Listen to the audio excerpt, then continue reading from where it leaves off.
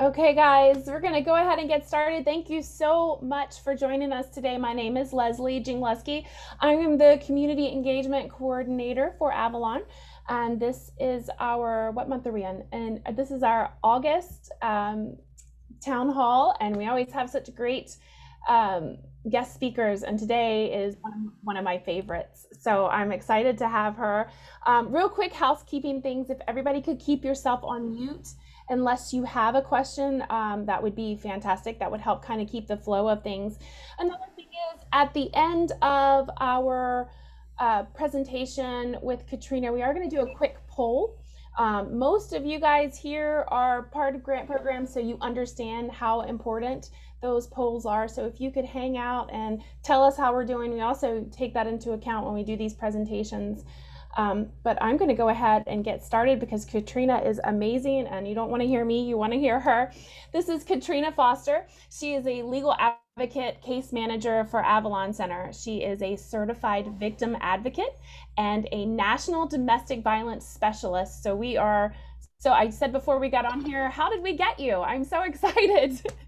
She has her master's in community counseling, and you are you're studying right now for your second master's in criminal justice with a specialty in legal studies. We are so lucky to have you, Yes. and we are so lucky to have you on here talking. So I am going to turn the floor over to you. Oh, wow. Well, I just want to say thanks to everyone who has taken time out of their busy schedule to join us today. I thought you were going to ask me questions, so I was prepared to answer those questions. I didn't know I was going to free talk, Oh my gosh. Okay. Well, but it's okay. It's okay. Like she stated, I am Katrina. If you have some questions, that's fine. You can ask me. I'm you go open to ahead and you start, and we're going to have a conversation, and we're going to talk all about what you do here at Avalon, and it's going to be awesome. But I just want to give you a chance to kind of set the tone for us. Okay, well, the tone is going to be a very relaxed tone. Any questions or concerns, by all means, feel free to ask your questions. We're going to make sure that we kind of cover as many bases as possible so that your questions will hopefully be asked before you answer them. But we still welcome you the opportunity to share any questions or concerns that you have. So thank you. Absolutely. And I love the Q&A forum because it drives the conversation where people want it to go.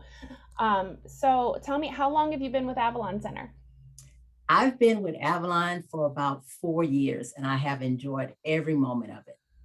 So not long It's enough, but 4 years. yeah. Avalon's an amazing agency doing a lot of good work. Feels good in our souls, I think. But so tell me a little bit about what you do here at Avalon. Okay, as far as the legal advocacy is concerned, again, the legal advocacy where I attend court sometimes with our survivors. If there's any questions or concerns with possible, how do I deal with a divorce?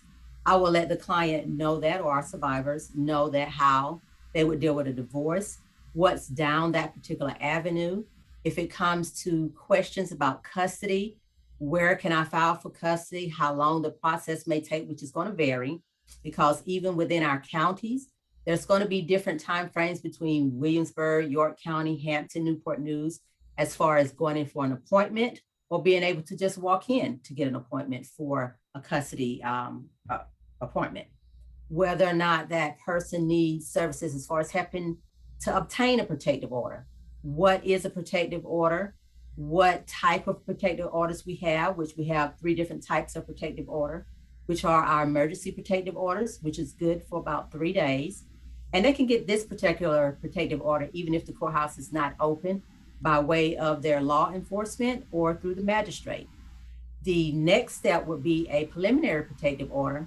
That protective order is good for 2 weeks or until the next court date, but normally about 2 weeks, which is about 15 days. And then the last protective order that they can petition for would be a permanent protective order or just a protective order, which is a 2-year protective order. So again, just assisting them down whatever avenue legally, because when we talk about courts, that's not something that we typically deal with on a consistent basis. So it can be intimidating.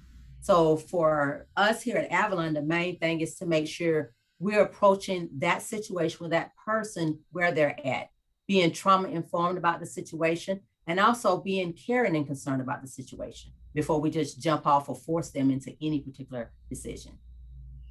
Absolutely. So I can only imagine the being in a situation where you are a survivor and then having to go through the court process, which is complicated, and most of us don't have legal degrees. I certainly don't. Right. So you're there to kind of help them along with the process. It's important to note you're not a lawyer, Correct. but having the knowledge of how to navigate our system, our court system, it really kind of gives our survivors the tools that they need to be successful. Is that accurate? That's accurate, and you're absolutely correct. The main thing that I really have to establish with our survivors or clients when they call us to let them know that no, I am not an attorney. The thing is that we are giving you legal facts, not legal advice, because what works for one person may not work for someone else. And I don't want to be forcing someone into a decision, because if I do, then that makes me no different than their abuser. That's exactly right. And we talk about empowerment a lot at Avalon Mhm. Center. And in having the empowerment to really get through and do these things the way that they need to be done. But we're not doing it for you, right? We're just giving them the tools to do it, because you are perfectly capable of doing. When I say you, our survivors are perfectly capable of doing this. And going from one power wheel to another power wheel is not good for anybody. Um, and then a lot of people have the questions about the protective orders. How hard is it in a situation to get a protective order? Well, the main thing they have to look at when it comes to a protective order, whether or not there's domestic violence that's going on, whether there's a force or threat or bodily injury that's going on. If hypothetically, if I have an incident with you and I say, oh, well, I'm mad with her and she took something off my desk, I can't necessarily go get a protective order because I'm, displeased with your behavior today, because that protective order may not be granted.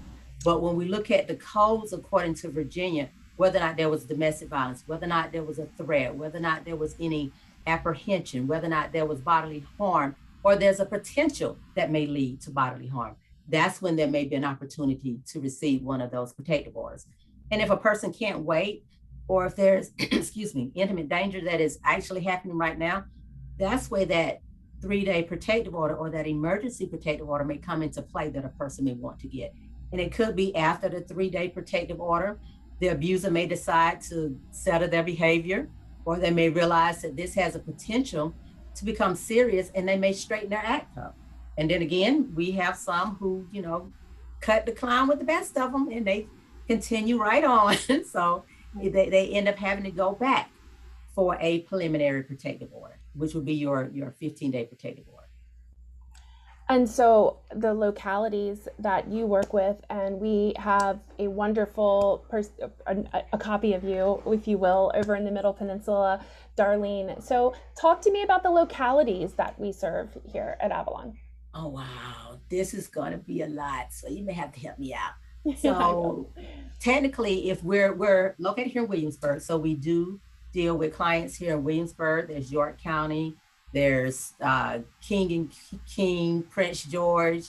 If we have clients that we're also dealing with here in Williamsburg, but they may have a case in Newport News, or they may have a case in Hampton, they may have a case in Norfolk. With Darlene is on the peninsula, so we're looking at Gloucester, Matthews area as well. So there's a wide range that we deal with. Very good.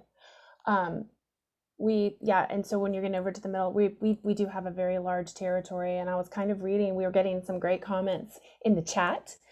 So let's talk about lap calls. Okay. Well, lap calls, for those who may not be familiar with it, is a lethality assessment program. For this particular program, when we work with our local police officers, it helps us know a person who may be in a repetitive domestic violence situation and someone who may be at danger with unfortunately losing their life. So with the lap assessment, which is what we call the lethality assessment program, it gives us certain questions, or the officers question that they would go out and ask a survivor when they show up to a domestic violence scene. And on these particular questions, it would determine whether or not this person ranks as high danger. And we're looking at questions whether or not the abuser is able to get a hold of a weapon. Are they following the person's whereabouts? Can they easily track them? So we're looking at is this person in any danger? How many times the officer have came out to this particular location to do an assessment with this survivor? So our whole thing behind the lab calls is to make sure we can provide resources to someone in a situation. So hopefully by providing them those resources, they're able to make a better decision not to stay in this situation. Because we know everyone doesn't get an opportunity to come out of a domestic violence situation. And here for us at Avalon, when it comes to the lab calls, is calling that client, that survivor, to making sure they're okay, to provide a resource for them that they may not be aware of, because we know an abuser has probably told them no one wants to talk to you, you don't want to go in the shelter, if you leave, you can't take the children. And if she leaves, our thing is not to advocate you staying in a domestic violence relationship, and it's not to advocate that you jump up and leave a domestic violence relationship.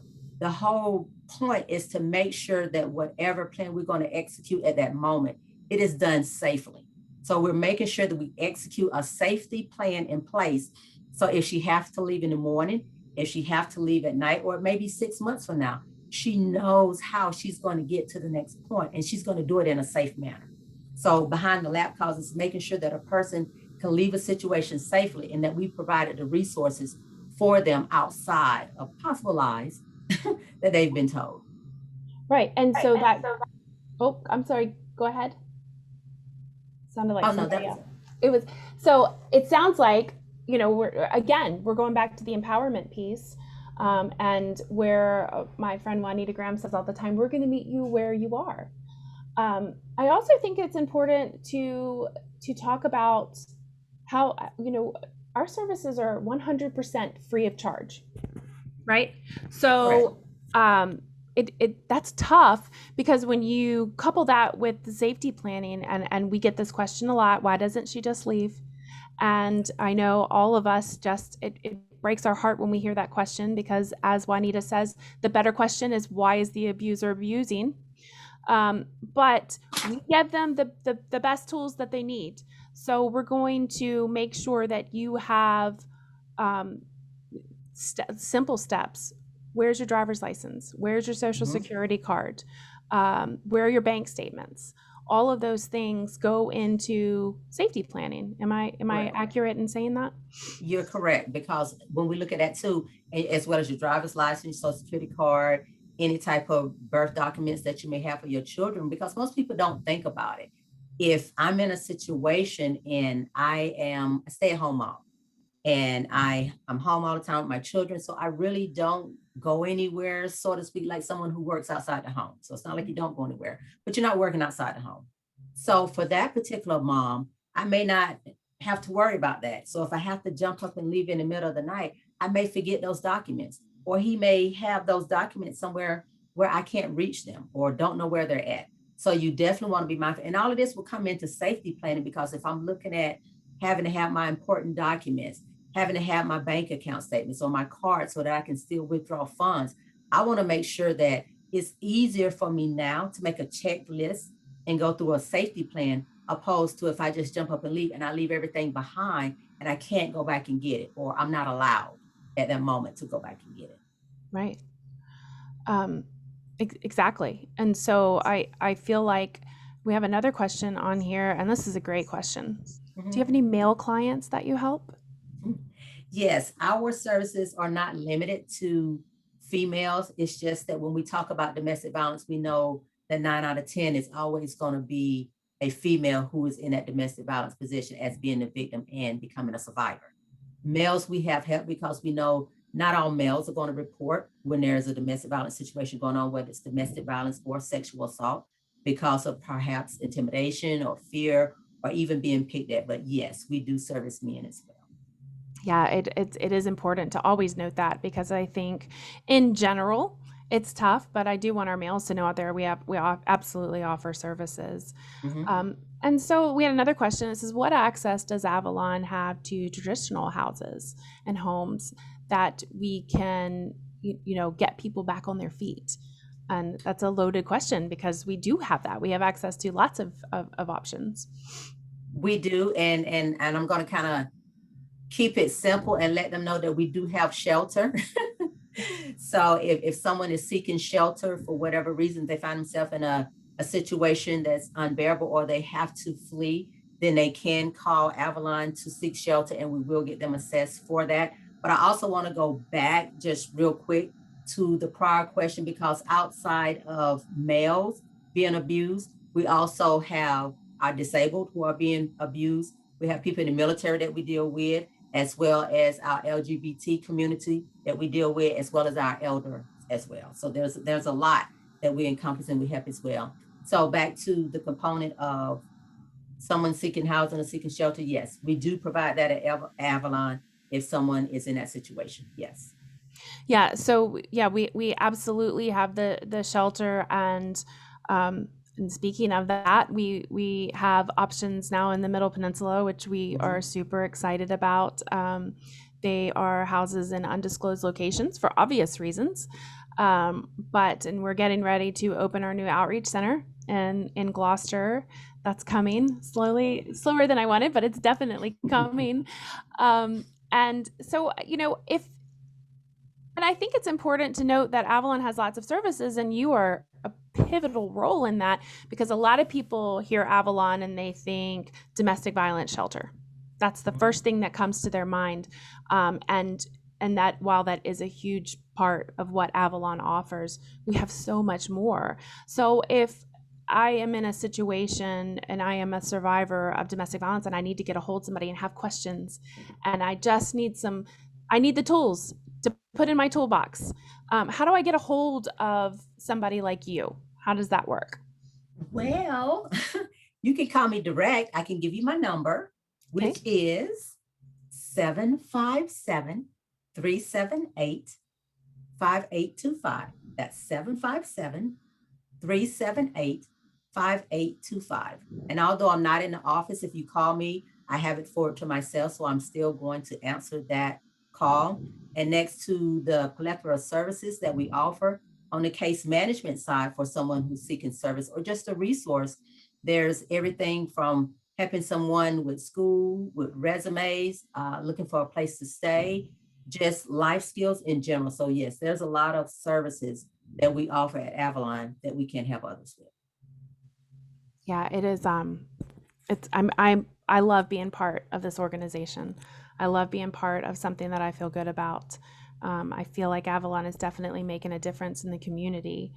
But I want to drive this conversation where our people would like it to go.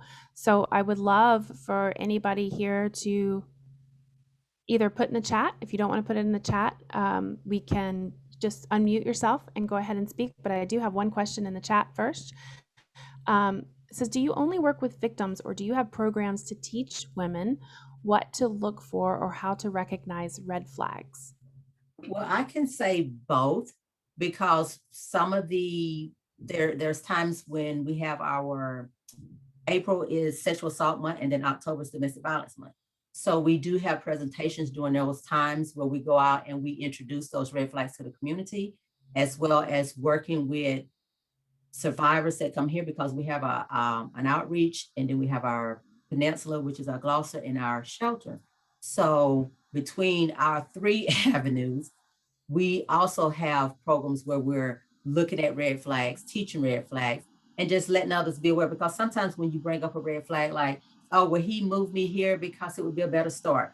And someone may say, well, that's not really a red flag, but it's isolation, because you have no family here. You have no one that you can connect to.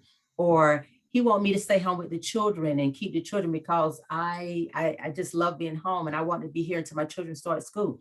That's fine. No one's, disapproving that decision. But at the same time, now that the children are of school age, are you able to work? Are you allowed to work? Are you able to go out on your own? Are you having to ask for money every time you spend groceries or buy groceries? And the person saying, well, you could only spend $250 and you spent $260. Let me see the receipts. So we definitely have to be mindful. And I think we go, and we talked about this a little bit when we are going down our prevention road, but we talk about intent. And so with stalking in particular, because that is one of our things, you may receive flowers from somebody And on paper, your coworkers can say, you know what? That's so nice that he sent you flowers. But you know that person's intent. That person's intent was to say, I know where you work. Mm-hmm. And so you cannot discount intentions. And I think you cannot discount the little screaming voice way down deep that our social constructs bury, and they put it way down there and deep, but that's a protection. So those things that go off and make you uncomfortable and your gut is telling you something's not right, your gut is there for a reason. It's a protection instinct, because we are at heart animals. We step above and we have the social construct to do more, but that animal instinct is so important because it's a protection instinct. We as mothers have it. I have it. So I think we, as we move towards prevention, I think it's important that we take that instinct and give it validity. If somebody calls you and says, I don't know what it is, it doesn't feel right, they're looking for validation, and we need to offer that to them and offer that validation for, yeah, if you feel weird about it, it's weird. There's something there. Yes. And we do want to offer that validation to them as well. And at the same time, it becomes often difficult, I noticed, for a person to just be able to talk to anyone. Because even sometimes when they call in to me, it's like, I'm going to only tell you so much because I have to gain your trust. I have to know that you genuinely are listening. And it's the thing that we want to pay attention to what they say, but we want to listen to what the client says, or what our survivors are saying. Because if we're not actively listening, it becomes like you're just saying, yeah, mm-hmm, and you're just in agreement to whatever's going on. But perhaps be able to regurgitate some of the information that they're speaking on, or be able to understand and let them know, well, what do you want to see happen? Or what do you feel is the best decision to make? Because again, we're giving them that empowerment back. We're giving them the resource and seeing whether or not they've actually taking that resource into consideration or paying attention to the resources. So when we're dealing with that, we're also looking at whether or not when the person wants to gain your trust, can they tell a friend? Because a friend may look at their situation and say, I don't know why you stayed there. I don't know why you just don't leave. Because it's not that easy for a person. We can easily look at the situation and say, well, I would just, leave in the morning. No, I'm not putting up with that. You probably wouldn't. But being in that situation is completely different than standing on the outside looking at it. It's also important to note the dynamics in situations like that. Abusers are not abusive all the time.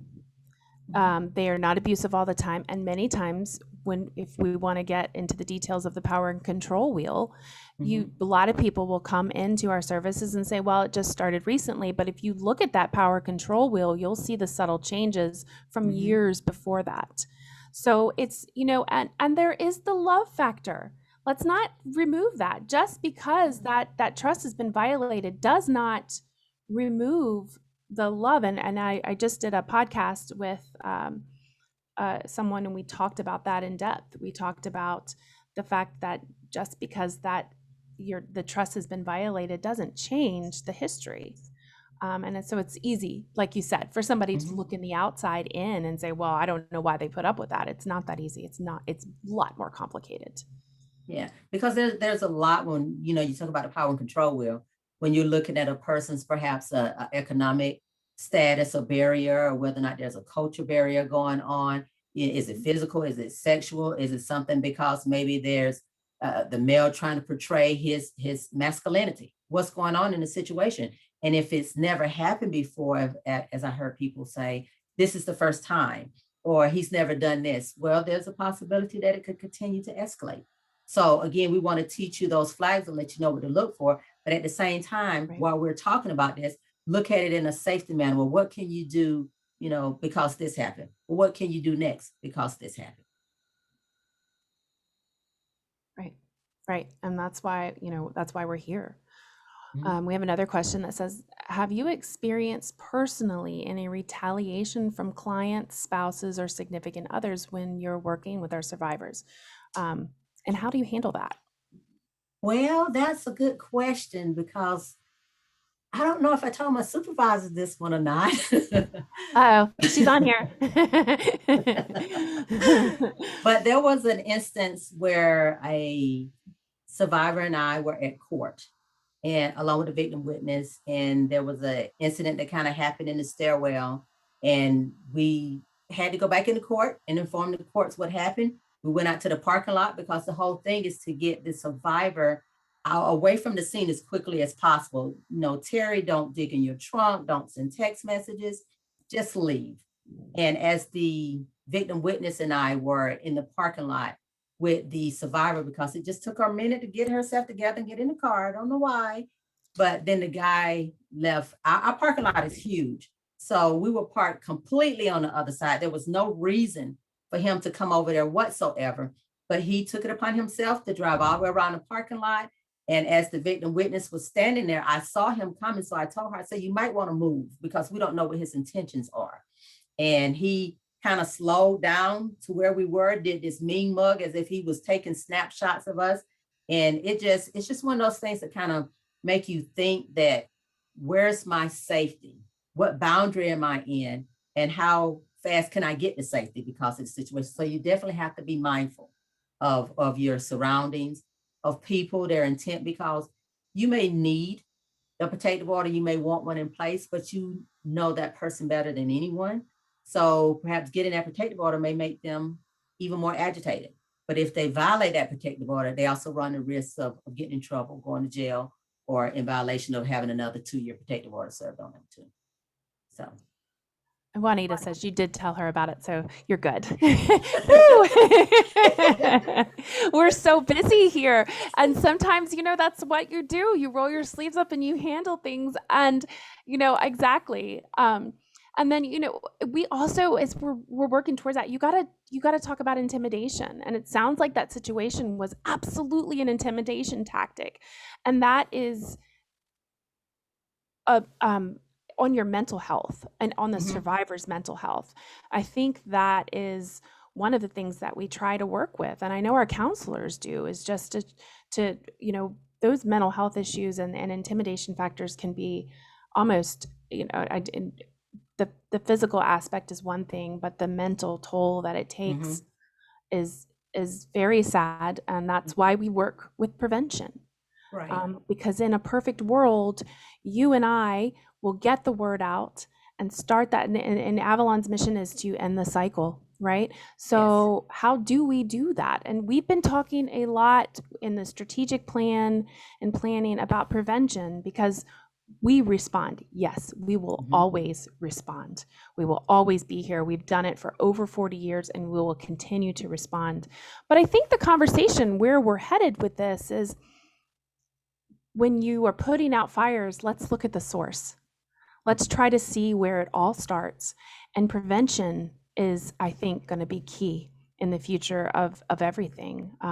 So we are working with youth and we're trying to educate them about the red flags and the domestic violence dynamics, with the hopes of educating them on what a healthy relationship is. Because it's amazing, sometimes I'll talk to people and the idea of the social construct and the way that everything is set up and what is perceived as normal, when that person realizes, no, that's not normal behavior, that's not okay, and they listen to that instinct that comes up and says no. So if we can do this at a young age, maybe we can stop the cycle. I don't know. I'd love to know your thoughts on that. And I agree with you on that, because you're absolutely correct. The whole thing is to foster a healthy relationship. And if you don't know what a healthy relationship is, perhaps because 16 years old and you've been in a relationship where maybe your boyfriend has taken your cell phone, or he's questioning, why are you hanging out with your friend, or what you're doing? And you just think, oh, well, that's just Bobby. That's just how Bobby is. Well, I can tell you, Bobby probably has some possessive, characteristics about him. So you want to be mindful. So if we do educate them now at 16, 17 years old, 18, when they become an adult and start to seriously date or get into situations, either they will know not to allow the abuse to go on or not to put up with the abuse, because we never knock a relationship that's healthy if it's, from a spouse one-on-one, or if it's dealing with a child when it comes to custody. We want to make sure that we're fostering a healthy relationship, and we're teaching those that we work with how to do that. What should I be mindful of? How should I do this? I mean, should I just go about my day and not say nothing because he hit me, or should I just, let him do whatever? Well, you have to be mindful that if it's one time today, maybe two times tomorrow, or it may escalate to something else. And we don't want that. You could, and whether it is intentional or not, you start with that isolation. And you, especially with youth, he just loves me so much, he doesn't want to share me. And unfortunately, and then we can talk about the texting and the pressures that are there for inappropriate pictures. And our Candace is one of our youth advocates. She's amazing. And she does so well in these youth constructs where she just gets in there and they focus a lot on, don't send that text message. Yes. Don't send it ever. Legally, they have repercussions. Mentally, they have repercussions. So, we talk a lot about it during Teen Dating Violence Awareness Month, but that conversation needs to continue all 12 months of the year. It does, because when we look at our teens, teens think that they're unstoppable. No one's going to see this. It's just my friend. I only send it to my boyfriend or my girlfriend. But what happens when that person is displeased with you, or they no longer want a relationship with you? And we know it's all about hurt. How bad can I hurt you? And yes, there are legal ramifications for that, because depending on the age, the situation where you're at, you may have to register as a sex offender, or you may get in trouble for child pornography. Did you really want that because you sent a picture of your breasts, or you pulling down your bathing suit top because you thought it was funny? And now, not only do I have to deal with this in a legal manner, I have to deal with this mentally for the rest of my life, or as long as I'm here in school. And not that it makes it any better, but because I'm not a senior in school, I'm a freshman. Now I got to deal with this for the next 3 years of my high school career. And I don't want to deal with that. So don't send the picture. Don't think it's cute. Don't think it's funny. Don't get caught up in that. No. Don't. And I agree with you 100%. And we've skewed off, but I think this is so important because it is relative to prevention. And it's different now. I think we all want to pretend like these kids are, well, when I grew up, but it is different now. It is a different construct. They communicate differently, and we can either turn a blind eye to that, or we can address it head on. And I think the pressures of, I have 2 teenagers, and yes, they do know everything. I don't know how I put my pants on in the morning, according to them. But I also can remember feeling that way. And thank goodness we did not have camera phones. We didn't have social media. So all of these things are so important to teach them how to use these things responsibly, because they're not going anywhere. As much as some people would love it, these communication forms are not going anywhere. So let's talk about how to use them safely, how to use them responsibly. Right. I think that's where we're headed. Right. You definitely want to make sure that, we educate our teens. I believe the earlier we start with education, the better the outcome will be, because our youth, as we know, that's our future. And if we would allow anything to happen, we're going to get anything. So when it comes to using your social media, your platform, your Twitter account, and all the other hidden medias that we probably don't know anything about. I know. It's scary. I know. But you definitely want to give them the information to let them know, hey, if you're going to use this, be mindful of any sexual content that you may put out. When it comes to bullying, because we know, unfortunately, some of the content that has been put out for bullying has unfortunately taken some lives with it. And we don't want that to continue to be a cycle. And as you mentioned earlier, things are completely different when we were coming up in school. We didn't have that to contend with. We didn't have to worry about the social media of bullying. And it's unfortunate that we can't always reach those who have made plans to take their lives, because if we could tell them, a year from now, you're not going to remember this. It's not going to be important. And your life is worth well more than what you're going through right now. And that person is obviously displeased with themselves. So they're trying to do what they can to hurt you. And we know a bully needs an audience. So that social platform is an audience for them to do and say whatever, however, and whenever to a person who may not be able to take that. And again, it goes back to doing things in a safe manner, letting them know what the flags are, letting them know what the signs are. So when you go on your platform, you have the option to respond to what's being said, or you could stroll past it. You have the option to read that message that's put up or deleting that person as a friend. So we would hope by cultivating healthy relationships, those youth, as well as adults, but the youth right now, will have someone in their circle that is strong enough that is going to be able to tell them, yes, I see what she posted. It was mean. It was very disheartful, but I need you to concentrate on you. I need you to focus on you. And I need you to know that you're worth more than the words that that person is saying or something that they put out towards you or about you. And even if there's maybe that picture that we talked about earlier that that person may have taken, put it on social media and wrote all kind of bad stuff about that person on there. Okay, you have my picture, that's fine, but that doesn't define who I am. I made a mistake. You would probably make one too, but I'm going to recover from this. And so it's pouring life into those youth to let them know you're important and I need you here for the future. Right. And the validation that they are important is huge. The ability to shake things off and to know your worth. That's where you are. Know your worth.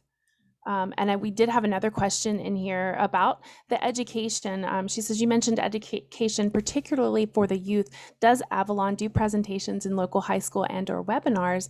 And how is this education being communicated and distributed? And so our youth, if I can answer this, our youth department does. We do partner with the local schools, and Candace does a wonderful presentation. So it's paired with family life when you're going in through the gym class. And we do, yes, that is how we are getting to the students. We have a couple of things in the pipeline, and the youth department, or our youth services also has a YouTube channel, which is amazing. We are every day. I think that this pandemic has really forced us to dive into communicating in other ways. Yes. The pandemic started the town hall. The pandemic started our podcast. We are doing remote counseling now, which is awesome. And what we are seeing now is that I don't think that's going to go anywhere. And Juanita can come in and say if she thinks differently, but I don't think it's going anywhere. I think remote counseling is going to be key to the success of a lot of our survivors because transportation issues, timing, but they can still get it at no charge through our programs. So I think the pandemic has been awful.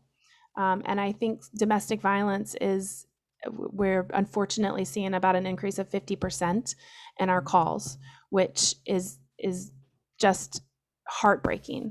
But if you look at what we've accomplished as a society and what we can do with all of us together, I think it's amazing. And I think it shows our resilience as an agency, speaking about Avalon, but it also shows our resilience as our community because our community backs us. I hope you would agree, Katrina. Our community just rallies behind us like no one. They are amazing, and we are so lucky because we can't do it without them. Yes, I know, because when I first came in, I was just speechless at the stuff that the community got out and how they really supported Avalon.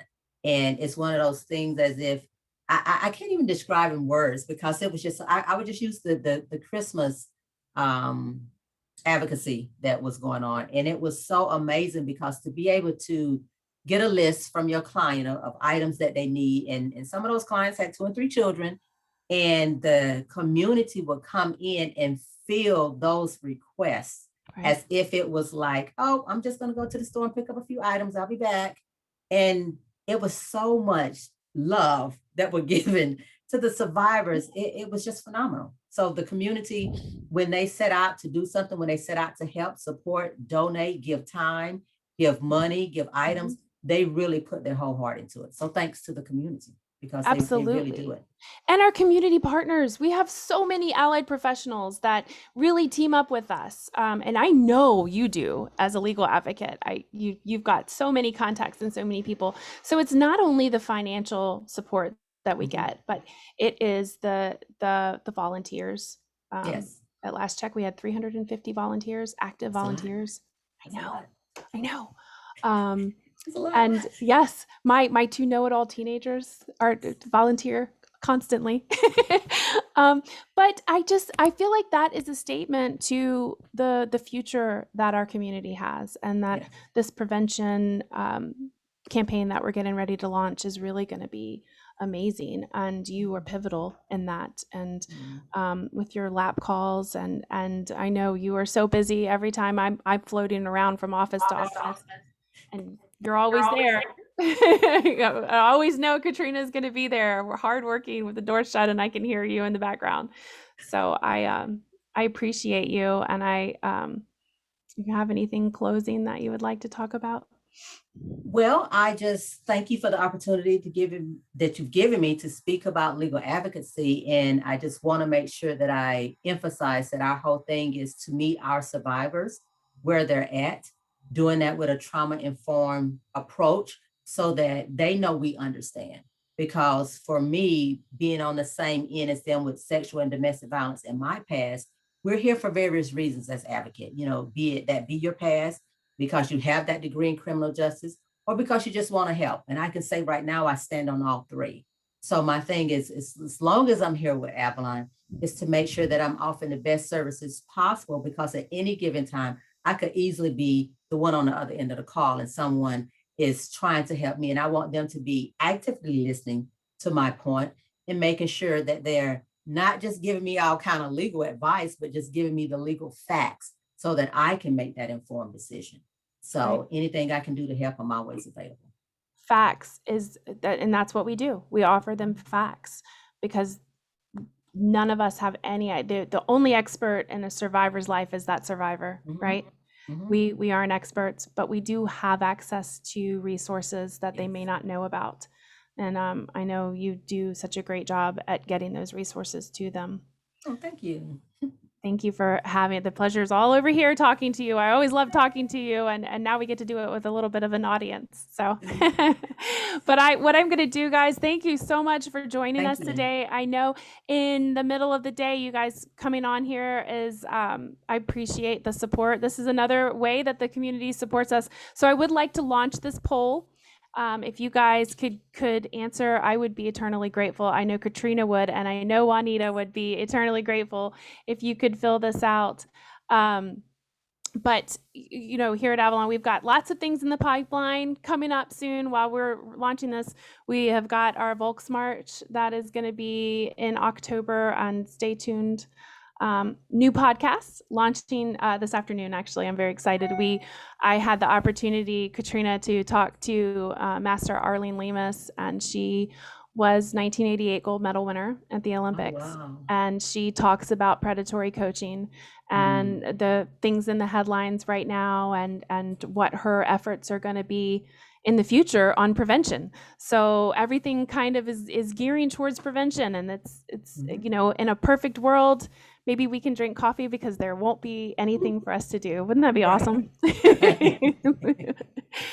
So, but I appreciate you guys spending your Wednesday with us at Avalon, and we will be loading this up on our YouTube channel. But as always, if you have any questions, I think Katrina gave her number out, and we will also make sure that that's active when we post it online for our legal advocacy. And let's see, we are almost voted, and I appreciate you guys. We're all set. Thank you. Katrina, we made it through this. It was all good. It was perfect. It was a great conversation. Thank you so much, everybody, for jumping in. And I'm going to pop on real quick and just talk about our helpline. If you ever need any help, the first place to go is 757-258. Look, I have so many numbers in my head. I don't want to give the wrong one. 258-5051. And that helpline is manned 24 hours a day, 7 days a week. So, that is your starting point if you need help with Avalon. 100% confidential. 100% free of charge. And I thank you guys so much. I hope you Thank enjoy you the so rest of your much. week. Take care. Thank you. Bye bye.